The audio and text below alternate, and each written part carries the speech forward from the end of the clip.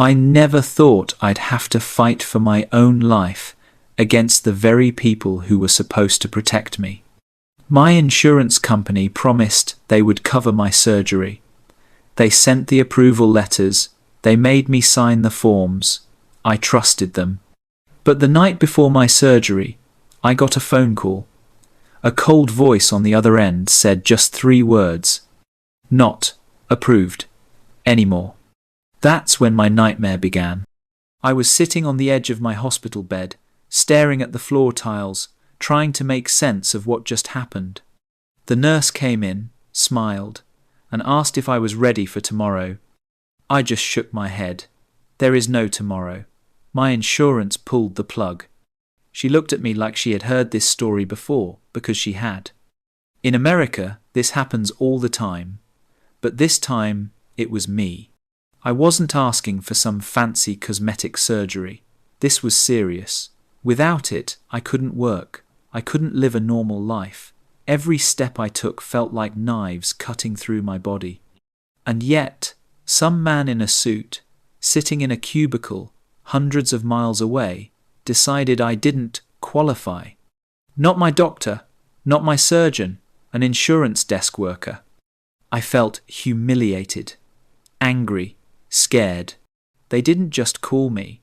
They had the nerve to mail me a letter too. Big red letters across the top. Denied. Reason? Not medically necessary. Not medically necessary.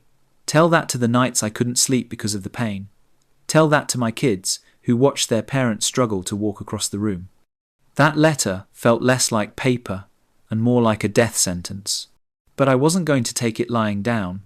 I picked up the phone and called the insurance company. I waited on hold for 45 minutes. The music kept looping. Finally, someone picked up. "Ma'am, you don't qualify." I snapped. "Don't qualify? For breathing? For living?" The rep just repeated the script, like a robot. In that moment, I realized I wasn't talking to a human being. I was talking to a system designed to break me down. That letter felt less like paper and more like a death sentence. That night, I couldn't sleep, so I did something I had never done before. I pulled out every single piece of paperwork. Every policy line, every footnote, every boring paragraph that most people ignore. And right there, hidden in the fine print, was a clause. It said if a surgery was deemed urgent by 2 licensed specialists, the insurance company was legally required to cover it. Guess what? I already had 2 specialists who had written urgent notes on my case. They were breaking their own rules. I called my doctor and surgeon the next morning. I told them what I found. They were furious. They offered to back me up with more paperwork. But I didn't stop there. I filed a formal appeal. Then, I contacted the state insurance board.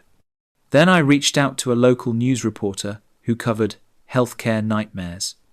And just for good measure, I copied the insurance company's CEO on every single email. If they thought I was just another quiet, helpless patient, they were dead wrong. Days went by. My pain got worse. But the calls started coming. First, a kind rep offering to re-evaluate my claim. Then, a manager asking me to withdraw my complaint to the state board.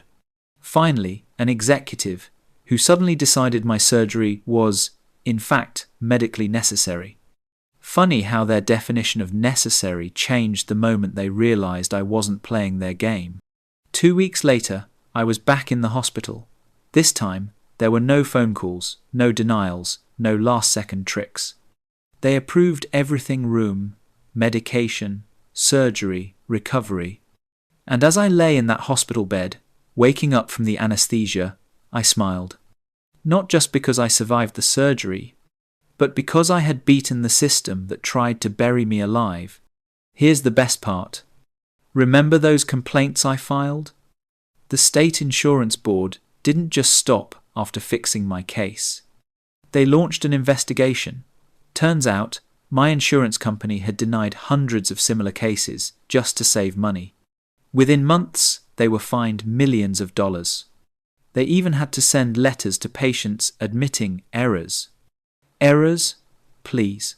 Those weren't errors. Those were choices. Choices to put profit over people. So yeah, my insurance company tried to deny me. They thought I'd roll over. But I didn't just get my surgery. I made them pay. And I want anyone out there listening, if you've ever been told not covered, if you've ever been brushed aside by people who see you as a number, remember this. You have more power than you think. Read the fine print. Speak up. Fight back. Because sometimes the best revenge isn't just healing.